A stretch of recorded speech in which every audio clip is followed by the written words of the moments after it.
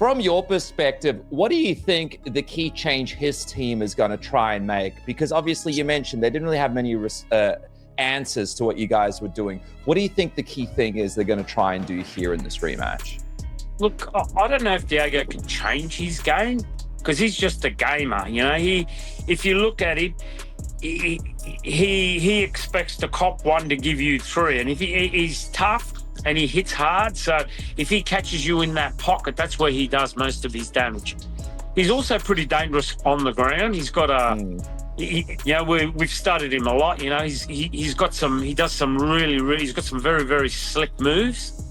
But you know, we've gone through it all, and hopefully we've ticked all the boxes, and we're ready for it. The upcoming fight between Diego Lopes and Alexander Volkanovski at UFC 325 has analysts seriously divided. A lot of experts are leaning toward Volkanovski because of his championship experience, fight IQ, and ability to make adjustments as the fight goes on. They believe his pacing, defensive awareness, and composure under pressure could neutralize Lopes's aggressive style. However, several analysts are also warning that this matchup is far from easy. Lopes brings constant pressure, dangerous submission threats, and a willingness to take risks early. Some believe that if Volkanovski gives him any openings in the first rounds, this fight could turn quickly. It's a classic experience versus danger scenario. Alexander Volkanovski, obviously one of the best featherweights of all time. You could argue he is the best featherweight of all time. One of the best fighters of all time. We can remove weight class from the conversation entirely. The guy's got insane cardio, insanely high fight IQ.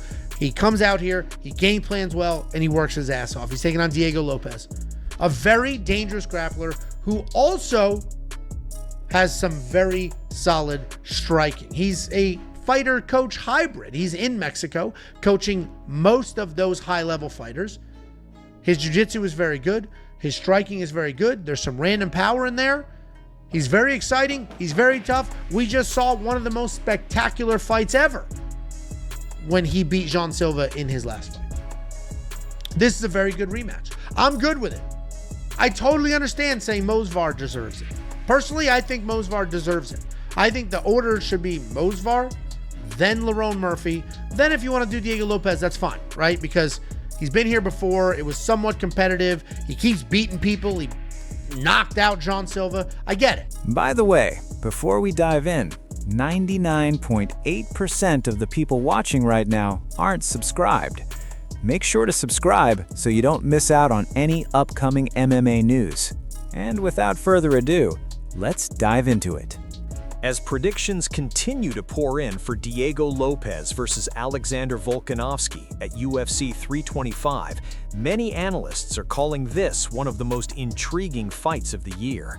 Some experts are backing Lopes as a serious threat, pointing to his explosive offense, unpredictable attacks, and ability to finish fights early. They argue that Volkanovski has been in several tough battles recently, which could leave him vulnerable against someone this aggressive. On the other hand, many seasoned analysts still favor Volkanovski, saying his durability, discipline, and championship mindset will likely carry him through dangerous moments. The general belief is simple. If it goes deep, Volkanovski has the advantage, but early chaos favors Lopes. Thing you got to take into account here is for Diego Lopes, the first fight was in Miami, Florida. This fight he's going to the home country of the champ. This fight's in Australia. If he doesn't get the knockout, it might be hard to get the win on the points. I think he's going to be better. I think he's got a chance to get the win. It's going to be tough. He's fighting the champ, the guy that's, like I said, a Hall of Famer. He's more dimensional, but he is getting older. He has achieved things that Lopes hopes to achieve. If his trainers are top guys that I think they are, they will look at tape like I looked at, and they will see opportunities to get better. I think that at the end of the day that he's got a shot. I like the over. That would be my main play. The over, I think it's 3.5. Over 3.5 rounds, I believe it was minus 135. Yeah. Alexander's coach, Joe Lopes, clarified that Alex didn't care about the opponent. The team's biggest issue was the scheduling chaos. Not knowing if the fight was in December or February complicated planning more than any specific fighter. Alex simply wanted a date and a contract. Regarding Diego, Joe didn't expect him to suddenly become a different fighter, viewing him as someone who thrives in exchanges and trusts his toughness. Diego expects to absorb a shot to land several back, making him most dangerous in close range. Joe also acknowledged Diego's ground game, noting his slick and threatening movements, which is why they studied him so closely. Let's get your prediction. You versus Volkanovski, UFC 325 on January 31st. If you had to guess, how is this fight going to play out? This is a hard fight for me. I know Volk had a lot of experience. This guy know fight 5 rounds, 5 minutes, you know. But now I am a different guy. I'm a different guy. I know who I needed to do for win this fight. I'm so confident in myself, so confident in my team too. I'm surprised that everyone this January 3rd. Volk versus Lopes 2 is official, with both fighters ready to meet again in the cage. Confidence runs high on both sides, with neither man expressing doubts about the rematch. Having already shared the cage, there are no surprises this time. The entire combat sports world is watching, not just the fighters. Fans, analysts, and experts are all scrutinizing the matchup, eager to see what changes will occur and who will emerge victorious. Work. Now, I know Volk is a little bit older. He is a little bit chinny in my view. But, you know, he's obviously going to be hard to hit for anybody who's not like really, really good. So, you know, I take Diego seriously. He gets a second crack, he gets to learn from it. You know, let's see what happens. But like if we're out there and it's round 3 and Volk is, you know, out there doing the salsa dancing and Diego can't find him. He's like a fucking ghost out there just, you know, styling on him. I'm going to be like, dude, what was the fucking point of this? What was the point? Luke Thomas suggested that age and wear are the only real reasons this rematch holds even slight interest. Volkanovski is older and has absorbed damage in recent fights, so an unexpected outcome is always possible. Beyond that, Luke saw no clear technical path for Diego to suddenly flip the matchup. Alex remains hard to hit, difficult to trap, and astute enough to stay safe when he senses danger. Twice, right? Like if this thing backfires, I feel like it kind of backfires for Lopes as well, right? I mean, that's always the case, but this one's a little bit different only because it would have been twice in 3 fights.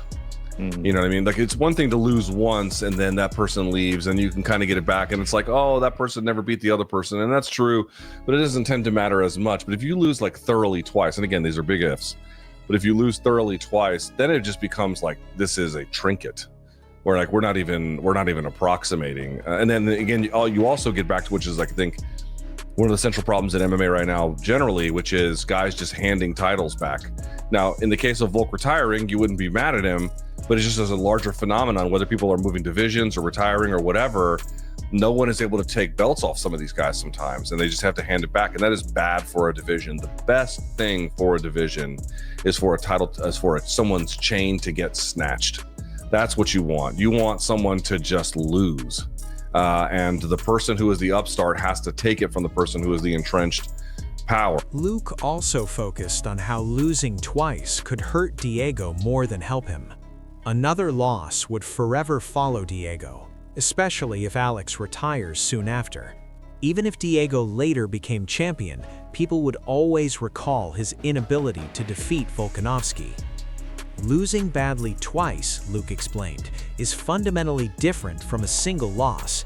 It makes the title feel weaker and the division seems stagnant, as if no one truly seized the crown.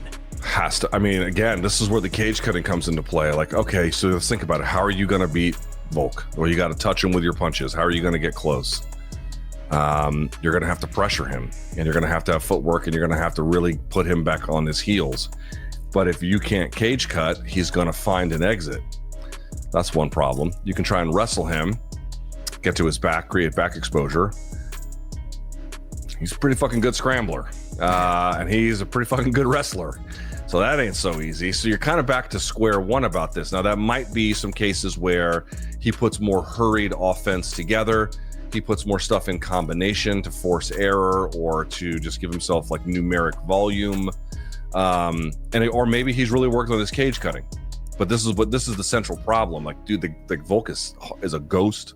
He's slippery, hard to hold down, hard to do any of those kind of things too. You have to be really very good about real estate management with him. And if you're not, it's just hard to do anything.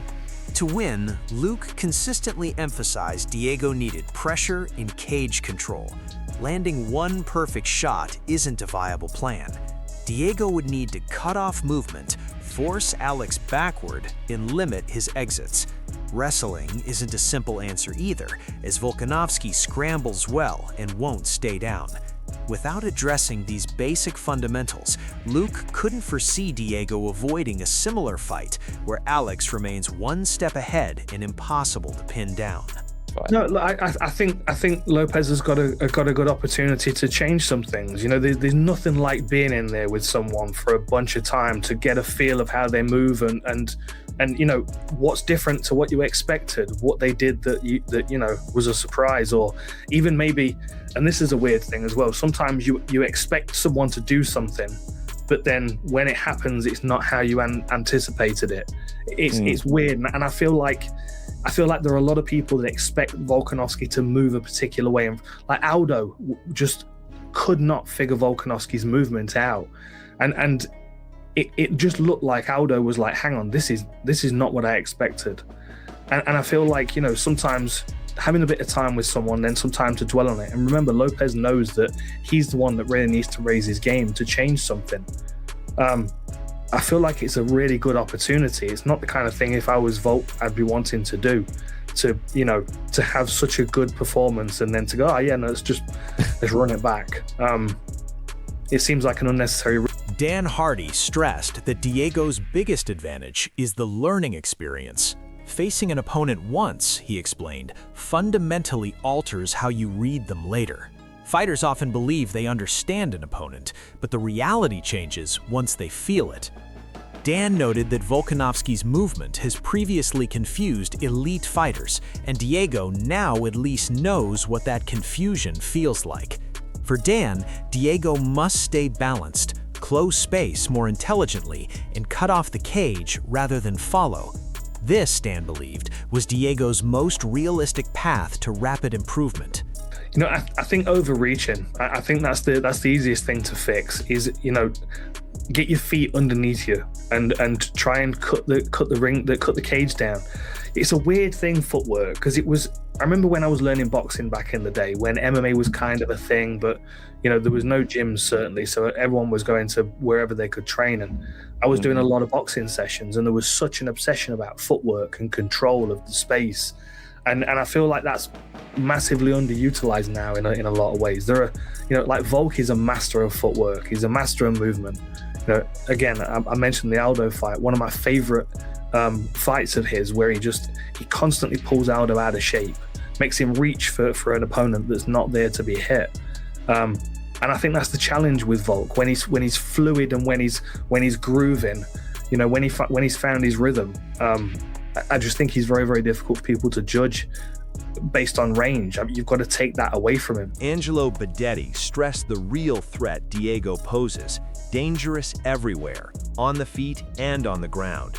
He framed Diego as someone who has already felt Alex's pace and pressure, knowing he can hurt him because he came close once.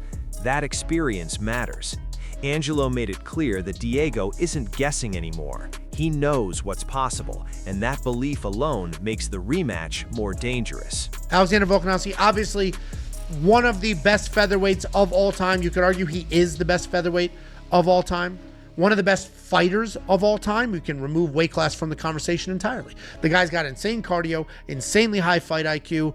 He comes out here, he game plans well, and he works his ass off. He's taking on Diego Lopes, a very dangerous grappler who also has some very solid striking. He's a fighter coach hybrid. He's in Mexico coaching most of those high-level fighters. His jiu-jitsu is very good. His striking is very good. There's some random power in there. He's very exciting. He's very tough. We just saw one of the most spectacular fights ever when he beat Jean Silva in his last fight. This is a very good Teddy Atlas focused on Diego's hunger and learned lessons. Diego is younger, hasn't won the belt, and came close the first time. That loss stuck with him. Teddy believes such losses force profound growth, both skillfully and mentally. Diego now understands the title fight experience and knows he can hurt Alex. In Teddy's view, this version of Diego will be calmer, sharper, and more prepared for those big moments. Teddy also outlined areas Diego needs to refine. He stressed Diego must be more structured under Alex's pressure, no rushing or wild swings, just precise counters when Alex steps in. Key was better reach utilization, shot timing, and a more stable base when striking. Teddy felt Diego had opportunities in the first fight, but lacked the technical readiness to fully capitalize. That's what makes rematches so intriguing. I assume that Volk is going to come in here. I assume he's probably going to wrestle a little bit. I assume Volk is going to be looking to take away the distance, because the distance is where Diego was able to land that. Diego's only opportunities to land that big shot are right at distance, at the edge of the striking range, or in the pocket going nuts. I think Volk's going to come in here. I think he's going to wrestle a little heavier than he did in his last fight. I think he's going to back up Diego Lopes, and he's going to stay in his face. I got to pick Volk here. I picked Diego the first time. I was wrong. I was almost right for a second there, but I was wrong for 24 minutes of a 25-minute fight. If you think Volk's old and the chin's gone, you got to go Diego. If you think he's got some gas in that tank still, and he's just going to come out here and work his little ass off, then you got to go Volk. The bet has always and will always be Diego Lopes wins inside the distance, because you get a refund if he doesn't, and you get paid if he does. Asked about Volk's future, Diego acknowledged the difficulty of sustained top-level fighting. He didn't predict retirement, but stated this fight matters regardless. If it's Volk's last, Diego wants it to be memorable, focusing on delivering his own strong performance rather than writing someone else's ending. He openly admitted Volk's experience and 5-round endurance. Simultaneously, he stressed he is no longer the same fighter. He knows what to do now, trusts his team, and believes a surprise is coming. His message was clear. He respects Volk, but believes his current self is ready to win. Ultimately, this rematch feels wide open. One side of experts picks Volk due to his experience, mindset, and comfort in big moments, believing he knows how to win tough fights. Others pick Diego, citing youth, hunger, and lessons learned from the first fight as potential game changers, seeing a fighter who identified mistakes and returns sharper. Such split predictions often signal that anything can happen once the cage door closes.